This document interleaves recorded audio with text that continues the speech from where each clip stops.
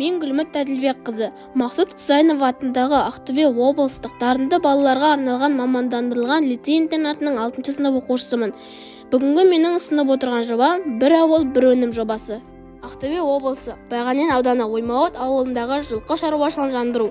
Жылқы шаруашылығымен айналысатын орталықтарды туристік, спорттық, шипажай, саябақ орталықтарына айналдыру. Оймауыт ауылы жылқы малын өсіретін, баптайтын, заманауи ат спортын дамытатын, емге шипа беретін, саумал өнімін шығаратын, сыртқы елдерге тасымал жасайтын, атқа мініп ем алатын орталық.